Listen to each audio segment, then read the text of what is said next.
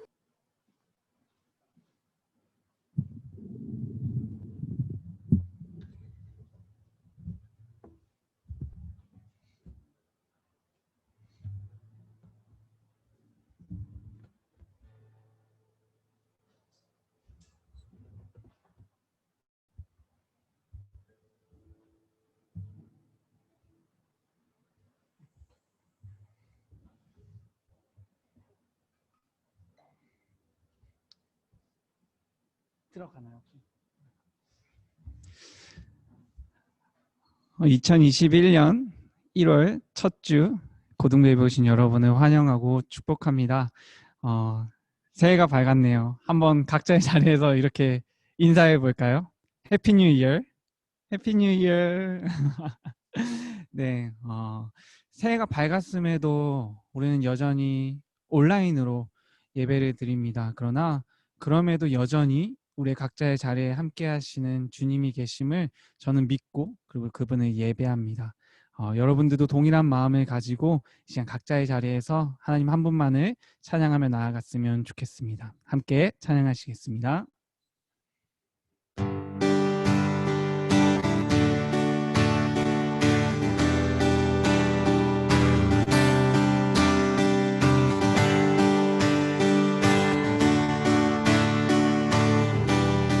함께 노래하겠습니다. 나는 주만 높이리 결코 내 맘 변치 않네. 세상 모든 권세 모든 영광 십자가 앞에 다 버리고 나의 충성과 내 헌신 내 모든 소망 오직 예수 나무에 달려 죽으신 그분께 오직 우리 주께 오직 우리 주께 내 믿음 소망 찬양 받기 합당한 분 또 오직 만왕의 왕께 엎드려 경배하며 모두 우리 주께 오직 우리 주께 내 믿음 소망 찬양 받기 합당한 분 또 오직 만왕의 왕께 엎드려 경배하며 모두들 이리 나를 지으시고 아버지 되시며 나를 구원하사 하늘에 상 주신 오직 우리 주님께 나 찬양하리.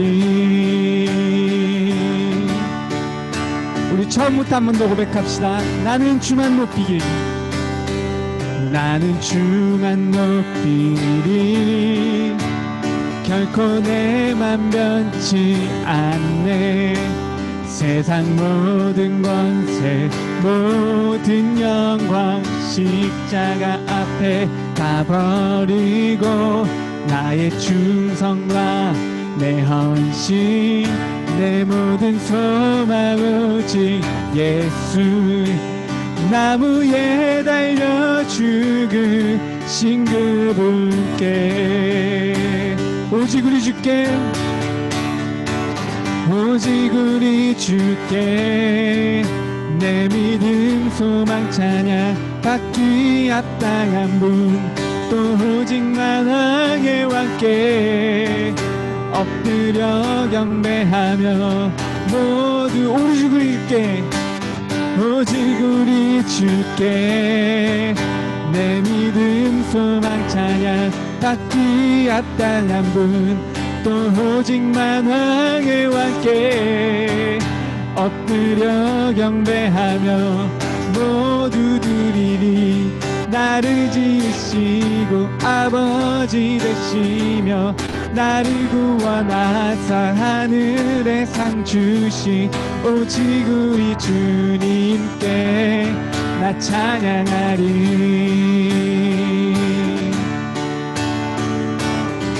나 찬양하리.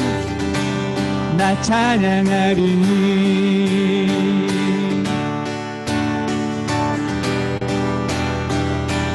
오직 우리의 예배의 대상 되신 주님을 찬양하며 나아갑니다.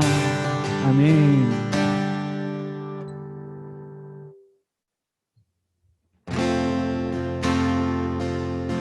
지금도 여전히 우리 각자의 자리 가운데 함께 계시는 주님, 우리가 그분 한 분만을 바라보게 소망하며 함께 찬송하며 나아가겠습니다. 나는 하나님을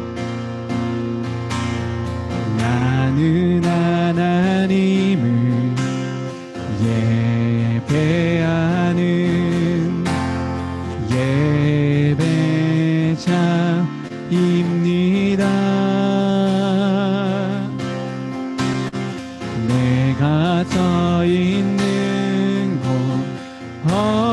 어디서나 하나님을 예배합니다. 내 영혼 거룩한 은혜를 향하여 내 마음 완전한 하나님 향하여 이곳에서 바로 이 시간 하나님을 예배합니다.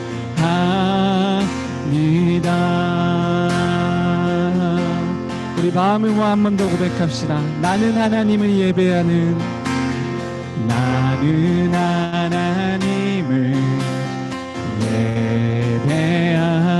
예배자입니다. 예배자입니다.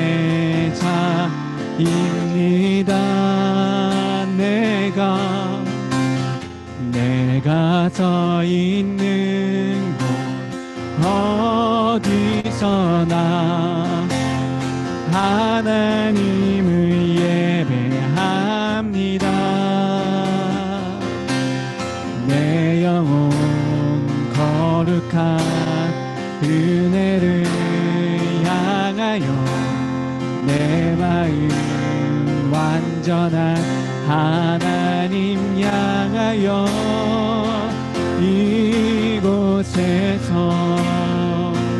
바로 이 시간 하나님을 예배. 우리 처음부터 한 번 더 고백합시다. 나는 하나님을 예배하는, 나는 하나님을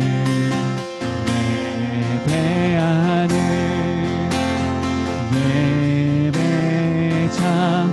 예배자입니다. 아멘.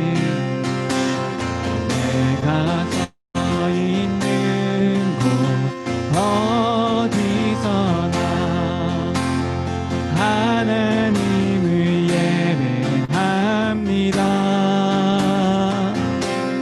내 영혼 거룩한 은혜를 향하여 내 마음 완전한 하나님 향하여 이곳에서 바로 이 시간 하나님을 예배합니다. 내 영혼 거룩한, 내 영혼 거룩한 은혜를 향하여 내 마음 완전한 하나님 향하여 이곳에서 바로 이 시간 하나님을 예배. 우리 마지막 고백합시다. 내 영혼 거룩한, 내 영혼 거룩한 은혜를 향하여 내 마음 완전한 하나님 향하여 이곳에서 바로 이 시간 하나님을 예배합니다.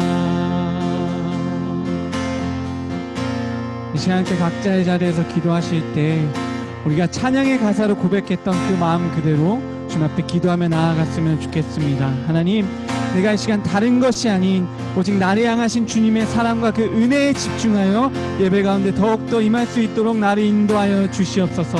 그 풍성한 은혜를 경험하는 시간 될 수 있도록 주님 인도하여 주시옵소서라고 우리의 마음을 드리며 주님 앞에 각자의 자리에서 기도하며 나아가도록 하겠습니다. 함께 기도하시겠습니다. 하나님, 우리의 삶 가운데 함께 하시는 주님, 예배 가운데 우리를 더욱더 초청하시고 우리를 원하시는 주님, 한 분만에 바라보며 나아가길 원합니다. 주님, 나를 인도하여 주시옵소서. 주님께 나아가는 것을 방해하는 그 모든 요소 가운데서 주님께만 집중할 수 있도록 주님 시간 함께 하여 주시옵소서. 주님만을 원합니다. 주님의 그 은혜만을 원합니다. 주님 집중할 수 있도록 인도하여 주시옵소서.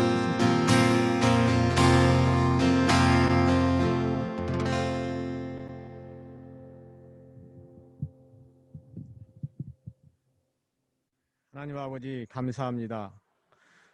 코로나로 인해 여러 가지로 불편하고 어려웠던 2020년도 함께 하시고 지켜주셨음에 감사드립니다. 2021년 새해도 하나님 여전히 함께 하시고 우리 가운데 오셔서 우리 삶을 주관하여 주옵소서. 우리 모두가 하나님을 알기에 더욱더 노력하게 하여 주옵소서. 말씀을 가까이 하며 기도에 힘쓰게 하시고 무엇보다 하나님을 우선순위에 두게 하여 주옵소서.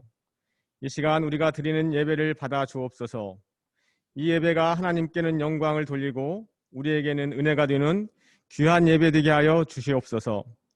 말씀을 전하시는 강일진 목사님 기억하여 주시고 목사님이 말씀을 전할 때에 그 말씀을 잘 듣고 기억하여 삶 속에서 말씀대로 살기에 힘쓰는 우리 모두가 되게 하여 주옵소서. 모든 영광 하나님께 돌리며 예수님의 이름으로 기도드립니다. 아멘. 오늘 함께 보실 말씀은 요한복음 4장 20절에서 24절입니다. 제가 가진 성경책으로는 신약 148쪽에 있습니다. 요한복음 4장 20절에서 24절입니다.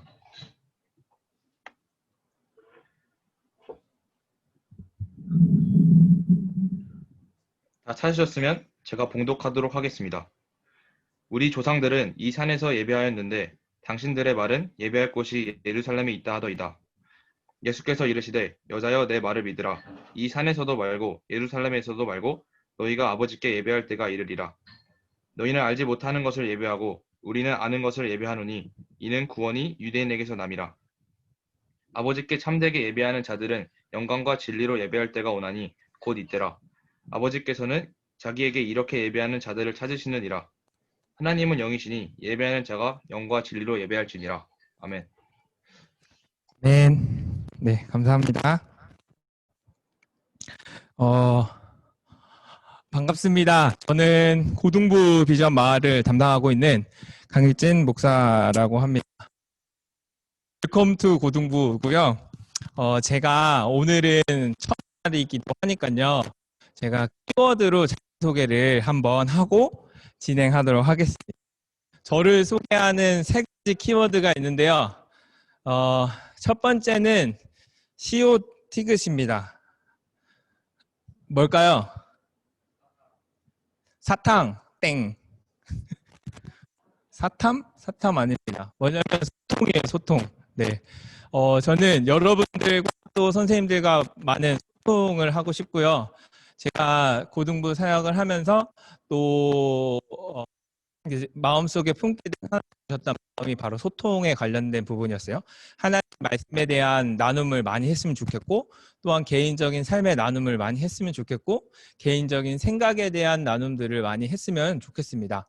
두 번째는 이응, 지읒, 기억. 뭘까요? 오, 누가 맞춘 것 같아. 정답은 아재 개그입니다. 왜 안 돼요? 아재 개그예요. 네. 저는 아재 개그 하는 거를 참 좋아합니다. 네. 설교 때나 저랑 대화를 할 때 아재 개그를 많이 들으실 수도 있으니까 대비를 하시고 많이 웃어주시면 제가 칭찬해 드리겠습니다. 네. 그리고 세 번째는 디귿, 니은, 히응. 뭘까요? 동네형입니다. 동네형. 동네형이나 동네 오빠. 동네 형과 오빠 같은 존재가 되고 싶어요. 여러분들에게 뭔가 그냥 목사님이라는 무거운 타이틀보다는 동네 형이나 오빠 같은 그러한 친숙한 이미지로 여러분들에게 다가가고 싶고요.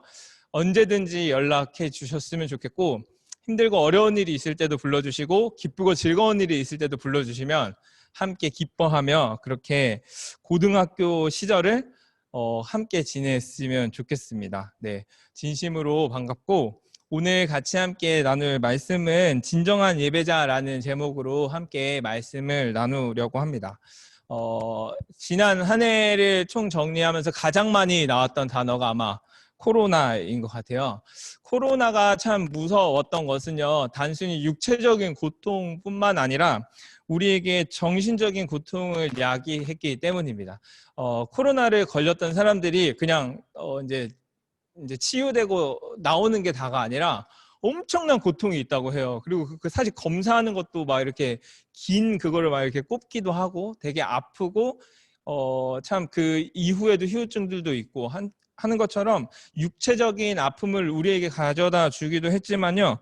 코로나가 참 무서웠던 것은, 참 힘들었던 것은, 고통스러웠던 것은 우리에게 적인 고통을 더하여 주었기 때문입니다. 지난주에 이제 그 부분에 대해서 자기 함몰에 대해서 이야기를 했잖아요. 코로나가 더 심해지면 집에만 있고 자기 영역과 자기만의 삶, 그리고 그 집안에 갇힌 삶을 계속 살다 보니까 코로나 블루와 같은 자기 함몰적인 성향들이 우리의 시선을 나에게 모으기 때문에 참 어려운 정신적인 고통을 야기했다라고 표현을 했는데요.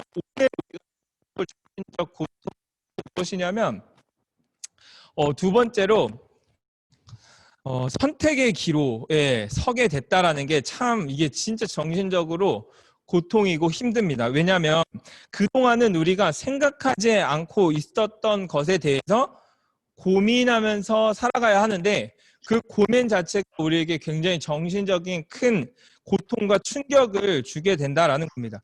코로나로 인해서 우리는 더 선택을 해야 되는 기로 가운데 놓여져 있게 되는데요. 재미있는 것은 우리가 무언가를 선택할 수 있는 그 선택권과 자유가 생겼음에도 불구하고 이것이 고통이 되는 이유는 무엇이냐면 그것은 바로 선택에는 책임이 따르기 때문입니다.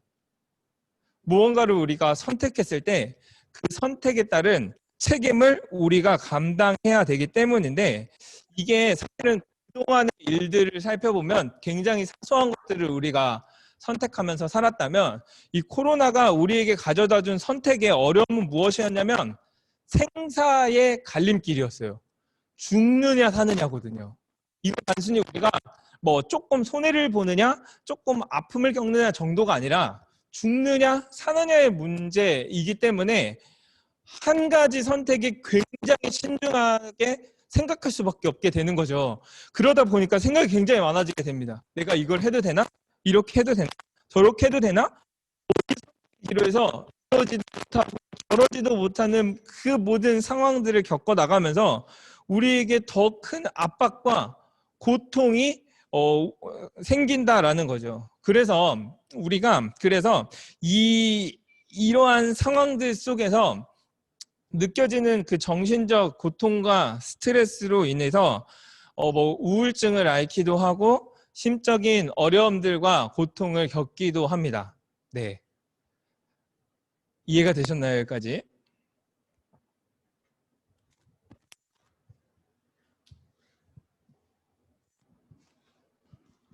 네.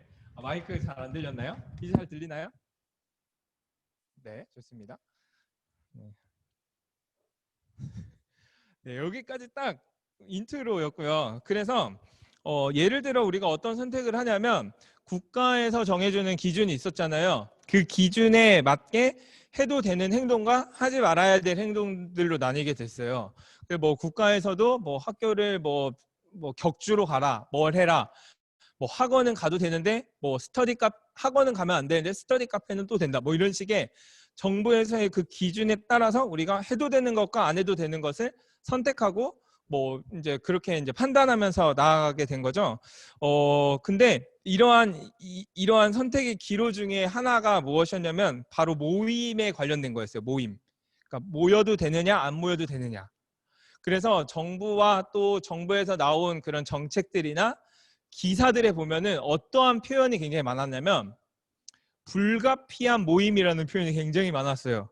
불가피한 모임 외에는 이동을 자제해 주십시오라는 권고사항을 계속 이야기를 했죠.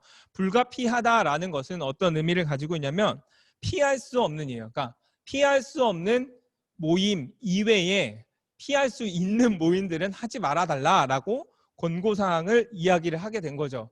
이렇게 정리를 해볼 수가 있어요. 모임에 대해서 이게 불가피한 것이냐 불가피하지 않은 것이냐, 조금 쉽게 말해서 필수적인 것이냐 선택적인 것이냐라고 나눌 수 있게 되는 거죠. 이 두 가지 기로에서 우리는 그 모임을 갈 때마다 선택을 해야 했어요. 이 모임을 해도 되는지 안 되는지. 또 최근에는 5인 이상 모임 집합을 금지했기 때문에 그럼 4인은 모여도 되는 거고 뭐 3인은 모여도 되는데 5인 6명이 가서 양쪽으로 나누면 되느냐 아니냐, 뭐 여러 가지 계속되는 고민과 선택 가운데 우리가 놓이게 된 거죠. 근데 여기서의 그 불가피함의 핵심 태제는 무엇이냐면 바로 생존이에요. 생존의 필수적이냐 아니면 선택적이냐라는 거죠. 그래서 이제 우리가 어떤 것들을, 그러니까 뭐냐면 생존에 관련된 부분들에 대해서는 허용을 하게 됩니다. 그래서 허용된 부분들을 뭐 직장이나 뭐 사회가 전체적으로 돌아가야 하는 부분들에 대해서는 허용을 했지만 그 이외에 선택적으로 해도 되고 안 해도 되는 것에 대해서는 하지 않게 된 거죠. 그래서 기본적으로 우리의 생계에 관련된 것들에 대해서는 불가피하다라고 표현을 할 수 있겠죠. 그리고 지금 이제 상황들에 따라 달라지긴 하겠지만 교육은 이 생계를 유지하기 위한 기초 단계인 거잖아요. 그렇게 본다면 교육도 기본적으로 우리 해 나가야겠죠. 해 나가야 되기 때문에 뭐 기본적인 생계나 기본적인 뭐 교육이나 기본적인 복지나 이런 부분들에 대해서는 허용을 하고 불가피할 수밖에 없지만 그 이외의 모임들이 선택적이다라는 것입니다. 예를 들어 이제 연말이 됐을 때 연말 모임이나 크리스마스 행사 같은 사적 모임들은 금하여 주십시오라고 이제 이야기를 했잖아요.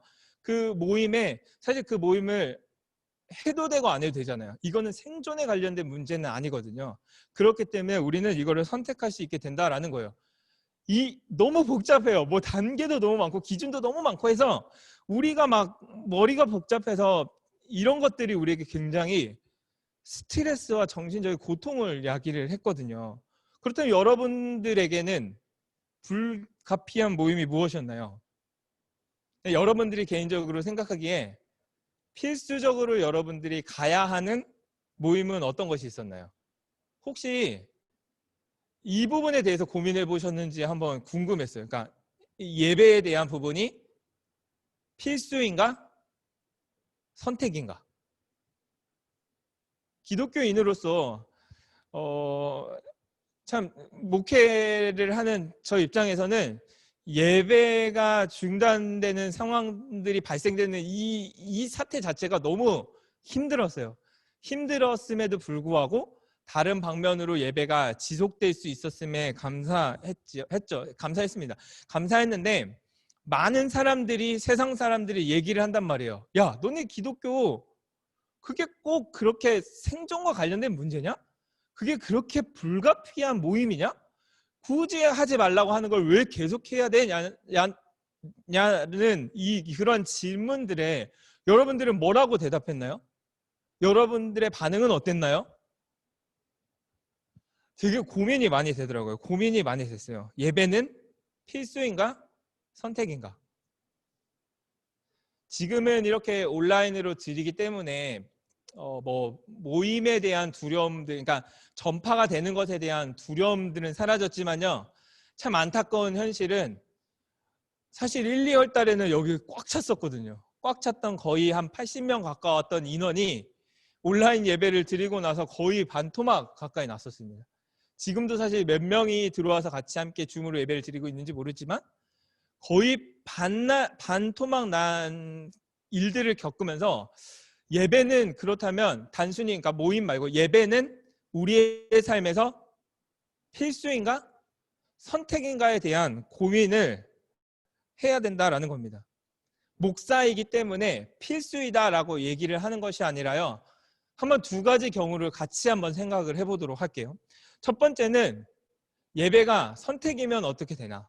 예배는 선택이다라고 이야기를 한다면 그것은 불가피한 모임이 아니다라는 것과 동일하겠죠. 동일한 얘기입니다. 그래서 예배는 드려도 되고 드리지 않아도 되는 게 되는 거예요. 단순히 바이러스가 전파되고 이런 걸 떠나서요. 우리가 오프라인이든 온라인이든 예배를 왜 드려야 되는지에 대한 고민을 하게 된다는 거죠. 예배는 만약에 선택이면 이겁니다. 드려도 되고 안 드려도 되면 그냥 안 드려도 되는 거예요. 안 드려도 사실은 아무런 문제가 없는 거죠. 그렇게 되면 안 드려도 우리는 생존할 수 있게 됩니다. 여기서 혹시 예배를 몇 주간 안 드렸던 분들 계신가요? 다 죽으셨나요? 막 생존에 어려움이 있나요? 막 생계에 어려움이 있나요? 없어요. 그러니까 봐봐요. 예배가 만약에 선택적인 거였고 드려도 되고 안 드려도 되는데 안 드렸는데 생존에 문제가 없다. 그렇게 생각을 하면은 예배는 선택이 맞는 거예요. 드려도 되고 안 드려도 돼요. 뭐 이거 드린다고 해서 뭐 우리의 생계에 문제가 없으니까 안 드려도 되는데 만약에 예배가 필수라면 잘 보세요. 예배가 만약에 반드시 드려야 하는 것이라면 안 드리면은 생존이 불가하게 됩니다. 맞죠? 불가피한 모임이기 때문이에요. 생존에 관련된 문제이기 때문에 만약에 예배가 필수라면 우리는 예배를 드리지 않으면 생존할 수 없게 됩니다. 예배 안 드려본 적 있나요? 죽었나요? 안 죽어요. 그럼 예배를 안 드리면 될까요? 아니거든요. 그렇다면 성경에서 말하는 것에 대해서 우리가 한번 같이 고민을 해보는 건데 무엇이 죽느냐에 대한 고민인 거예요. 필수 불가결하다면 불가피한 모임이고 불가피한 상황이고 생존과 관련된 것이라면 우리의 육은 이렇게 예배를 드리지 않아도 멀쩡한데 무엇이 중요냐에 고민을 해야 되는 거거든요.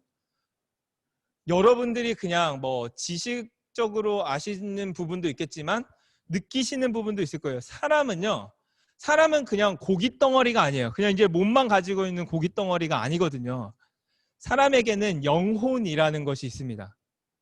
그것을 느끼든 느끼지 않든 사람에게 육 이외에 무언가가 있다라고 하는 것에 대해서는 사실은 거의 대부분의 모든 사람들이 인정하는 바이고 부인할 수 없는 바거든요.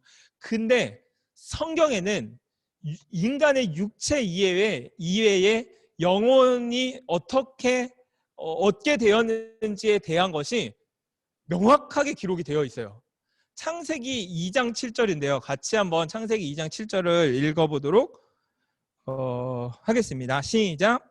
여호와 하나님이 땅의 흙으로 사람을 지으시고 생기를 그 코에 불어 넣으시니 사람이 생명이 되니라. 아멘. 창세기 2장에는 인간 창조에 대한 조금 더 자세한 이야기가 나오는데 흙으로 빚어서 사람을 만들고 나서 하나님께서 하셨던 굉장히 독특한 한 가지의 행동인데 그것은 무엇이냐면 하나님께서 생기를 하나님의 기운을 인간의 코에 불어 넣으셨더니 인간이 생명이 된 그 사건이 기록되어 있습니다. 사실 창조의 그 6일 창조의 내용들을 보면은 하나님이 어떠한 피조물에도 본인의 생기를 집어넣지 않으셨거든요. 근데 인간에게만 독특하게 그 하나님의 생기를 불어넣으셔서 인간이 생명이 되었다라고 표현을 합니다. 하나님의 영이 우리 가운데 임하시게 된 거죠. 그래서 사람은 존귀한 거고요. 진화론을 반박할 수 있는 근거가 무엇이냐면 육체적인 변형과 그런 것들에 대해서는 뭐 과학적으로 뭐 어떻게 뭐 해서 설명을 할 수 있다 손 쳐도요. 인간이 가지고 있는 그 독특한 영혼에 관련된 부분들을 이거는 뭐 증명을 해낼 수가 없거든요. 과학적으로도 밝혀낼 수가 없는 부분이에요. 분명히 동물과 인간은 그 완전히 격이 다른 어떠한 독특함이 있거든요. 그 독특함이 바로 인간은 육만 가진 것이 아니라 인간에게는 영혼이라는 것들이 있기 때문에 하나님께서 불어넣어 주신 그 영혼이 바로 죽게 된다라는 거예요. 육은 멀쩡하지만 우리가 생각했을 때는 뭐 예배 한두 번 안 드린다고 뭐 아프거나 다치거나 이러지는 않지만 우리의 영혼이 피폐해지고 죽어가게 된다라는 거예요. 근데 더 정확하게 말해서는요. 인간의 육과 영혼은 사실은 연결되어 있어요. 이거를 분리할 수 있는 건 아니거든요. 영혼이 피폐하고 죽게 되면 우리의 육신도 그것에 따른 고통 가운데 처해지게 된다는 겁니다. 이것을 뭐라고 하냐면 조금 어려운 말로 해서 사람의 전인성이라고 해요. 어렵지 않아요. 그냥 인간은 육만 갖고 있는 존재가 아니라 영혼, 육을 가지고 있는 인간의 전인적인 것들을 생각하시면 되는데 예배는 그래서 선택이 아니라 필수예요. 그 이유는 무엇이냐면 예배의 기본적인 개념이 무엇이냐면 하나님께서 지으신 인간에게 하나님의 영을 불어 넣으셨잖아요. 그 영이 살아갈 수 있는 유일한 방법이 무엇이냐? 바로 본인을 만든 하나님과 교제하는 거예요. 하나님께서 그 영혼을 공급해 주시거든요. 우리의 영혼의 주관자 되시고 그 영혼이 건강하게 살찌울 수 있도록 또 이렇게 더 성장할 수 있도록 해주시는 것은 하나님과 교제하는 것 이외에 방법이 없거든요. 예배는 그런 거예요. 사실은 예배는 진짜 그냥 와가지고요. 아, 저 목사님 말씀 잘하네. 뭐 목사님 뭐 저 사람은 뭐 저렇게 얘기하네. 저 사람 진짜 찬양 잘한다. 뭐 그냥 순서에 맞게 찬양하다가 뭐 기도하다가 말씀 듣고 가는 그런 시간이 아니라 예배의 처음부터 끝까지는요. 다 하나님과의 교제의 시간이에요. 하나님과의 만남의 시간이고요. 그 시간이 별거 아닌 것 같고 그냥 이 자리에 와서 잠을 자고 가는 것 같지만요. 그 시간들을 통해서 우리는 이 예배를 통해서 우리의 영혼이 살찌워지고 우리의 영혼들이 성장하게 된다라는 겁니다. 필수 불가결해요. 이거는 정말로 여러분들이 잘 기억을 하셨으면 좋겠어요. 그래서 이 하나님께서 우리를 지으셨던 목적 자체가 그거였거든요. 우리와 교제하기 위함이고 우리와 사랑을 나누시기를 원하셨는데, 하나님이 그렇게 지으셨는데 그렇게 살지 않는다라고 생각을 해보세요. 비록 우리의 영은 우리의 육은 괜찮은 것 같이 보일 수도 있겠지만 우리의 영혼은 피폐해져 죽게 된다라는 거예요. 조금 낮은 단계에서 표현을 하자면요. 낮은 단계에서 표현을 하자면 차가 기름이 없으면 갈 수가 없잖아요. 주유소에 와서 기름을 얻고 가야 차가 움직이고 운행을 할 수 있는 것처럼요. 사실은 인간은요. 하나님의 영으로 우리를 창조하신 인간의 움직일 수 있는 원동력은 어디에 있냐면 우리의 육은 먹고 마시는 데 있겠지만 우리의 영혼은 하나님의 말씀에 있어요. 하나님과 교제하는 것에 있고 하나님과 사랑을 나누는 것에 있거든요. 밥을 며칠만 안 먹어도 배가 고픈 것처럼 하나님과 우리가 매일매일의 삶 속에서 교제가 없으면요. 자동차 가다가 멈추는 것처럼 아무런 이게 쓸모가 없어지는 거죠. 자동차 자체는 가만히 이 겉모습은 동일하지만요. 근데 사실은 예배라는 게 이 정도 낮은 차원은 아니고요. 진짜 예배의 감격과 기쁨은 무엇이냐면 하나님과 우리 사이에 사랑을 나눌 수 있다라는 거예요. 여러분들 계속 얘기하지만 좋아하는 사람들 한번 생각해 보세요. 그 좋아하는 사람과 함께하는 시간들 얼마나 기쁘고 행복하세요. 상상만 해도 즐겁죠. 상상만 해도 기쁘죠. 우리의 영혼이요. 하나님을 만나면 만날수록 더욱더 성장하고 자라난다라는 겁니다. 하나님과의 교제가 없는 삶은요. 그래서 죽음이다라고 얘기를 하는 거예요. 그냥 단순히 육체의 죽음뿐만 아니라 우리가 이 땅에 살아가면서의 삶에 그 강팍함과 고통과 고난과 외로움과 슬픔들을 느끼게 될 수밖에 없는 것은 하나님과의 교제, 하나님과의 사랑이 없기 때문임을 성경에서는 이야기를 하고 있습니다. 그래서요, 지난주에 함께 같이 나눴던 것처럼 이 예배를 통해 우리의 시선이 하나님께로 돌아가야 하는 것이 바로 예배의 시간입니다. 찬양의 가사를 통해 기도의 그 기도문을 통해 성경 말씀을 통해 또 선포되는 말씀을 통해 지금까지는 예배가 그냥 내가 시간이 되면 드리고 조금 일찍 일어나면 드리고 아니면 못 드리지 그 정도의 차원이 아니라 단순히 무언가를 받기 위해 얻기 위해 복을 얻기 위해 지혜를 얻기 위해 안식을 얻기 위해 정도가 아니라 우리의 삶이 우리의 이 영혼이 살아갈 수 있는 아주 핵심적이고 필수적인 것이다라는 것을 기억해야 합니다. 괜찮은 것이 아니라 죽음으로 나아간다라는 것을 함께 기억했으면 좋겠습니다. 레몬이 있어요. 여러분들 레몬 잘 알고 있죠? 이 레몬이라는 단어가 미국에서는 또 어떤 의미로 사용이 되냐면 겉만 멀쩡한 불량품을 의미하는 단어로 사용이 된다고 합니다. 예를 들어 우리나라에서 잘 사용하는 빛 좋은 게살구라는 의미로 사용이 되죠. 그래서 이 레몬이라는 단어를 가지고 만들어진 경제 용어도 있고요. 그러니까 겉모습은 탐스럽지만 먹을 수 없는 레몬의 그 의미를 따서 레몬 마켓이라고 해서 겉은 번지르르해 보이는데 막상 사면은 그것을 사용할 수 없는 중고차 거래 같은 부분들에 이 단어가 사용이 된다고 합니다. 예배가 선택이라고 얘기를 하는 사람들은요, 마치 레몬과 같은 거예요. 겉은 번지르르하고 겉으로 봤을 때는 너무 예쁘고 아름답고 그런데 막상 먹으면 굉장히 강한 신맛이 나고 레몬의 특징 중에 하나는 그 안에가 썩는 것을 잘 모른다고 해요. 겉을만 봐서는.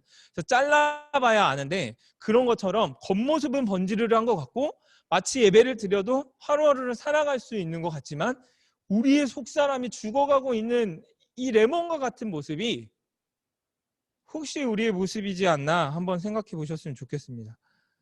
그래서 여러분들이 다시 한번 도전을 하는 거예요. 예배는 필수일까요? 선택일까요? 여러분들이 선택하셨으면 좋겠어요. 저는 여러분들에게 하고자 하는 권면은 무엇이냐면 필수예요. 성경에서 그렇게 이야기를 하고 있고요. 하나님께서 인간을 지으셨을 때의 목적 자체가 예배받기 위함이고, 예배를 그냥 막 단순히 드린다 이런 표현보다는 그 안에서 하나님의 사랑 안에 풍성이 거하고 예수님과 교제를 나누는 그 시간들을 하나님께서는 우리에게 요청하시고 원하신다라는 겁니다. 그렇기 때문에 우리의 매일의 삶 속에서는 예배가 있어야 돼요. 단순히 주일날만 나와서 예배를 드리는 것이 아니라 방법은 다를 수도 있어요. 누구는 큐티를 통해, 누구는 성경 말씀을 통해, 누구는 찬양을 듣고 묵상하는 것 통해. 그냥 예배라는 것은 하나님과 교제의 시간이거든요. 하나님과 교제할 수 있는 접점들이 여러분들의 삶 가운데 온전히 있었으면 좋겠습니다. 1년 동안 사실은 그 부분에 고등부에서는 포커스를 맞춰서 진행을 할 거예요. 모이든 모이지 못하든 여러분들 삶 속에서 매일매일 하나님과 교제할 수 있는 접점들을 마련해 주고 싶거든요.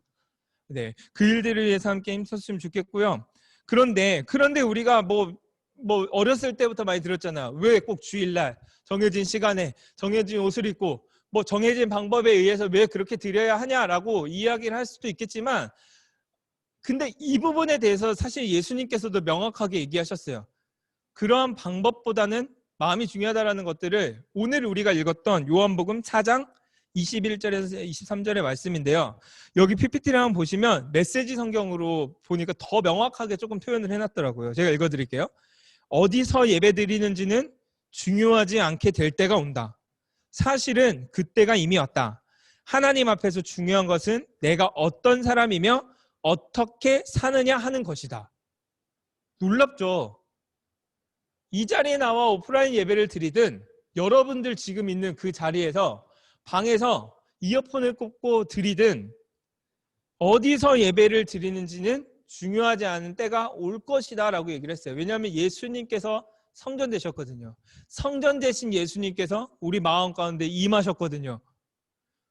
우리는 어디서나 예배를 드릴 수 있습니다. 그렇기 때문에 언제든 예배를 드릴 수 있게 되는 거죠. 꼭 안식일 뿐만 아니라 그러한 상황들이 우리가 처해져 있는 이 지금의 현실 안에서 예수님께서 우리에게 해주시는 마치 얘기인 것 같아요.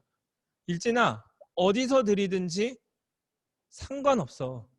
사실은 저 진짜 어색하거든요. 여러분들이랑 아이 컨택하면서 설교를 해야 되는데 지금 누구랑 아이 컨택하고 있는지 아십니까? 카메라랑 지금 막 아이 컨택하면서 막 설교를 하고 있는데 상관없어. 성령 하나님께서 여러분들에게 말씀을 전해주실 거거든요. 그거는요, 장소에 따라서가 아니에요. 사람에 따라서가 아니라, 방법에 따라서가 아니라 예수님께서 명확하게 얘기하고자 하시는 것은 무엇이냐면 너희가 어떤 사람이면 어떻게 살아가는지에 대한 것이 중요하다라고 이야기를 해주시는 겁니다. 그 이야기는 뭐냐면 너희가 예배드리는 대상이 누군지 정확히 알고 너희가 어떠한 마음으로 예배를 드리는지가 중요하다라고 이야기를 하는 거죠. 제가 이렇게 좀 젊어 보이긴 하지만 군대를 다녀왔습니다. 군대를 다녀왔고 최전방에 있었어요. 최전방에서 이제 그 군 생활을 하다 보니까 최전방은 사람들이 이제 민간인들이 막 자유롭게 드나들 수 없는 공간이거든요. 그래서 예배를 사실 드리지 못했어요. 그리고 그 소대 안에서 예배를 드리는 사람 몇 명 있었지만 근무가 달라지거나 하면은 주일날 아예 만나지 못하는 상황들. 그때 진짜 고민을 많이 했거든요. 혼자 방 안에서 성경 읽고 찬양하고 기도하는 그 삶이 거의 한 몇 달 지속되면서 이게 예배 맞나? 예배 맞나? 라는 고민을 했지만 우리 예수님께서 뭐라고 얘기하셨죠? 어디서 예배 드리는지가 중요하지 않은 때가 왔다. 예수님으로 인하여 너의 마음이 중요하다.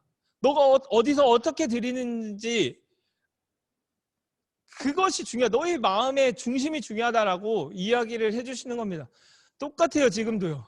너무나도 똑같습니다. 차 안이 되실 수도 있어요. 어떤 분들이 이동하시는 것 때문에 뭐 여러 가지 상황들이 있겠지만 여러분들의 마음을 같이 함께 모아주셨으면 좋겠고요. 그래서 예수님께서 뭐라고 얘기를 하셨냐면 너희가 드리는 예배는 너희가 영과 진리를 추구하는 예배여야 한다. 그리고 뭐라고 표현하시냐면 단순하고 정직하게 있는 모습 그대로, 단순하고 정직하게 있는 모습 그대로 예배드리는 여러분들을 찾고 있다. 예수님께서는 여러분들을 이 예배로 초청하고 있습니다. 그럼에도 불구하고 정리를 할 텐데요. 그럼에도 불구하고 우리에게 방식이 주는 유익이 무엇이냐면 왜 그렇다면 엄마는 굳이, 선생님은 굳이 나를 이 시간에 깨워가지고 뭐 옷도 입으라 그러고 뭐 머리도 하라 그러고 왜 뭐 줌으로 하면 얼굴 뭐 다 키라 그러고 왜 그럴까요? 이유는 한 가지예요. 이유는 뭐냐면 우리의 연약함이에요. 제가 군대에서 몇 개월 동안 혼자 예배 드려봤잖아요. 쉽지 않아요. 혼자 뭔가 지속한다는 게 정말 쉽지 않거든요. 그렇기 때문에 제약이 걸려있는 곳에 우리가 들어가는 개념이 아니라요. 들어가 있는 우리가 우리의 제약을 거는 거예요. 이해가 좀 되셨나요? 그러니까 제약이 많은 공동체 안에 여러분들이 들어가는 게 아니라요.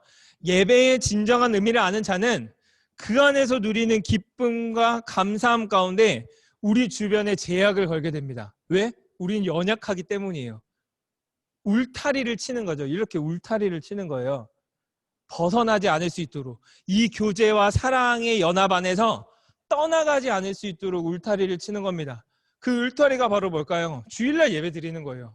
주일날 정해진 시간에 정해진 사람들과 함께 여기 화면 많이 안 키셨는데 다음 주부터는 정말 조금 진짜 부탁할게요. 화면을 키는 이유는요. 제 때문에 아니라 여러분들 때문이에요. 개인적으로 화면을 같이 공유하면서 함께 확인해 주는 거거든요. 화면을 켜려면 어떻게 해야 되죠? 저도 줌 해봐서 알지만 씻어야 돼요. 우리가 예배를 드릴 때 왜 정결한 마음으로 나가야 하죠? 제약을 거는 거예요. 우리가 우리한테. 왜냐하면 우리의 마음가짐을 잘하기 때문이겠죠. 엄청 좋은 삼성급 호텔에 갈 때 쓰레빠 질질 끌고 가실 거예요? 아니거든요. 준비하는 거거든요. 그런 준비된 것들로 우리의 울타리를 만들어 주는 거니까요. 다음 주부터는요. 진짜 같이 함께 뭐 오프라인이 아니면은 같이 얼굴을 좀 켜주셨으면 좋겠고 잘 준비하셨으면 좋겠고요. 정해진 시간에 꼭 드려주셨으면 좋겠어요. 그것이 여러분들이 살아갈 수 있는 방법이에요. 레몬이 되지 않으셨으면 좋겠어요. 여러분들은 정말 하나님이 기뻐하시고 원하시는 정말 아름다운 그런 열매가 되셨으면 좋겠고 예배 안에서 누릴 수 있는 최고의 신비를 누리며 살아갈 수 있는 여러분들이 되셨으면 좋겠습니다. 네, 오늘 첫 설교였는데 조금 길었죠? 네. 좀 길었지만 굉장히 중요한 이야기들을 함께 나누려고 했기 때문에 조금 길었지만 다음 주부터는 조금 짧게 해가지고 준비를 하도록 하겠습니다. 우리 같이 나눴던 말씀들을 기억하시면서 함께 그 자리에서 기도해 주실 텐데요. 그래서 제가 드리는 또 하나의 권면은 만약에 핸드폰이나 이런 것들을 하시는 분들은 이어폰을 끼셨으면 좋겠어요. 집중하기 위함이에요. 그것도 우리의 울타리 제약을 걸어주는 거거든요. 그렇게 하면서 같이 마음속으로 진정으로 하나님께 기도했으면 좋겠습니다. 어떤 것을 기도할 거냐면 하나님 우리가 정말로 예배가 필수임을 다시 한번 알게 되었습니다. 정말 1년 동안 하나님 우리가 정말 이 예배 놓치지 않을 수 있게 해달라고 기도해 주셨으면 좋겠고 두 번째는 어떠한 상황 속에 드리든지 하나님이 받으시는 최고의 예배를 드릴 수 있도록 우리가 함께 고민하며 결단하며 기도하며 나아갈 수 있는 저희들의 삶이 될 수 있게 해달라고 우리 그것을 위해서 함께 기도하도록 하겠습니다. 기도하시겠습니다. 사랑의 하나님 감사합니다. 하나님께서 우리에게 오늘도 동일한 말씀을 허락하시고 이 말씀 앞에 우리가 각자의 골방에 쓰여지는 모든 예배를 가운데 함께해 주시고 성령 하나님께서 그들의 마음을 아버지 정말 터치하여 주시고 조환하여 주셔서 정말 그 이 말씀이 정말 깨달아지게 하시고 이 말씀이 그들의 영혼에 정말 새겨질 수 있는 귀한 은혜가 있을 수 있도록 주님 인도하여 주시옵소서. 주께서 우리를 지으신 목적대로 살아갈 수 있는 저희들에게 되게 하여 주시고 지은 목적 목적대로 우리가 주님을 예배하며 살아갈 수 있는 저희들의 복되고 귀한 인생이 되게 하여 주시옵소서. 살아나기 원합니다. 소생되길 원합니다.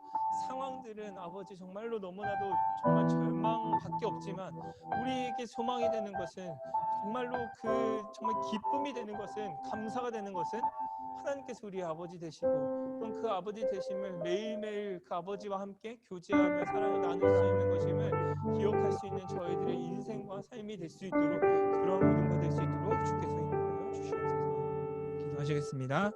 사랑의 하나님 감사합니다. 오늘도 우리에게 살아있는 생동력 있는 하나님의 말씀을 허락하여 주심에 감사합니다.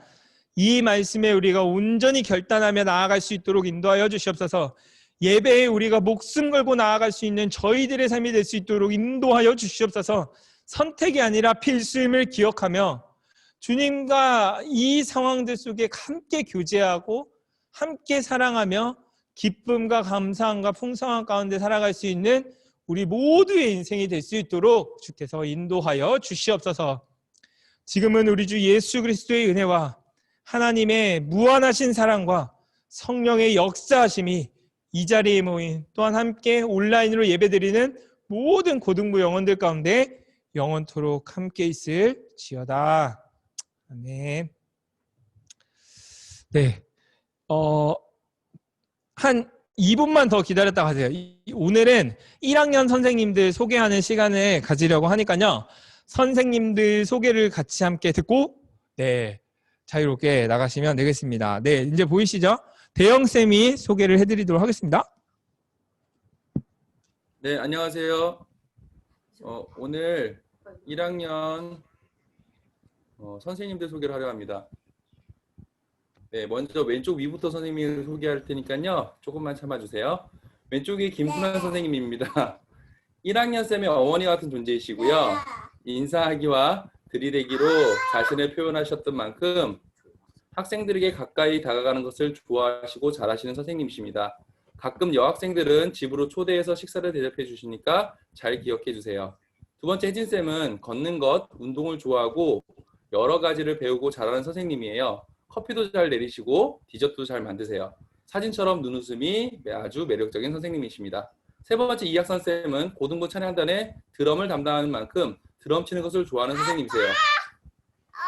그리고 먹는 것을 좋아하니 학선 선생님과 교제할 때는 식사를 추천하는 바입니다. 네 번째 혜슬쌤은 가까운 언니 혹은 누나로 여러분을 잘 이끌어줄 수 있는 똑부러지는 선생님입니다. 자주 감동을 받아서 눈물이 많지만 그래도 더 많이 웃는 쌤이에요. 다섯 번째 민성쌤은 고등부 최고의 멀티플레이어입니다. 사진도 잘 찍고 영상도 잘 만들고 찬양도 잘하는 멋쟁이 선생님입니다. 마혜영쌤은 올해 처음 선생님이 되셨는데 찬양단으로 싱어로 봉사했어요. 그래서인지 노래 부르는 거 좋아하고요. 사진을 잘 찍어서인지 셀카도 수준급입니다. 유빈쌤은 제가 가장 부러워하는 장점을 가진 쌤입니다. 언니, 누나로 여러분의 이야기를 잘 들어주고 보살펴 줄 거예요. 성격이 좋은 게 잠을 많이 자서인가 봐요. 의방쌤은 고등부의 만담꾼이고 아이디어 뱅크입니다. 생각이 많은 만큼 말도 많고 아이디어도 많아요. 캠핑도 자주 가고 고기도 정말 잘 굽는 선생님입니다. 전의를 담당할 선생님인 만큼 여기에도 많은 관심 부탁드립니다. 재균쌤은 몇몇 친구들이 알 텐데 운동을 참 잘하고 근손실을 최소화한 건장한 선생님입니다. 남자친구들은 재균쌤과 운동으로 자주 만나는 것을 추천합니다. 민영쌤은 고등부 예배에서 자막을 담당하고 있는 쌤입니다. 그림 그리기를 좋아하고 집에서 게임하는 것도 좋아해요. 이런 취미 가진 사람들이 대부분 성격이 좋답니다. 빨리 친해지세요.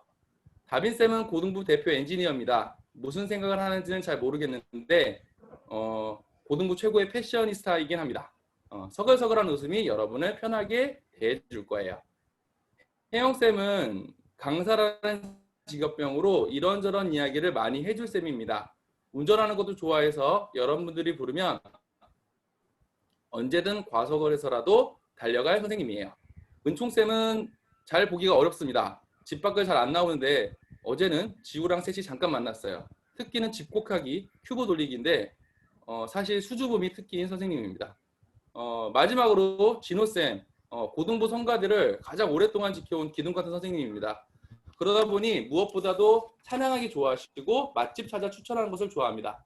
찬양을 좋아하거나 맛있는 거 먹고 싶은 친구들은 빨리 다가가세요. 마지막 제 소개하겠습니다. 저는 강대영입니다. 소심한 성격으로 여러분의 아주 작은 소리에도 민감하게 반응하고 무엇보다 신앙 상담을 배제한 채 밥 사주는 것을 좋아합니다. 배고프면 연락하세요. 정말 밥만 먹고 보냅니다. 이상 1학년 쌤들 소개를 간단히 마쳤습니다. 1년간 여러분을 낮은 자세로 섬기고 여러분과 함께 뜻깊은 한 해, 성장하는 한 해 되려 하니 어려워하지 말고 쌤들로부터 도망가지 마세요.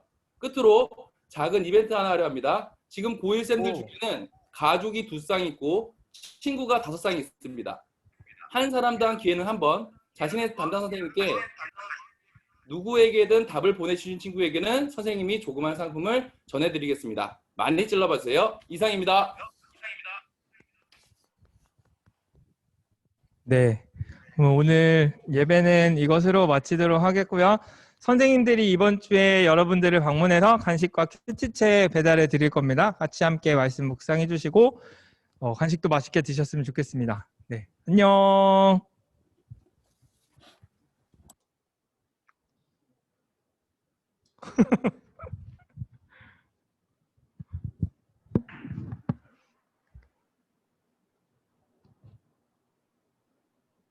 엄청 빨리 나가.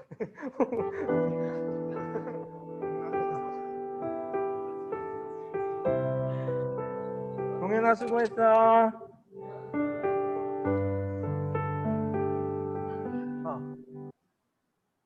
1학년 선생님들. 예영 쌤.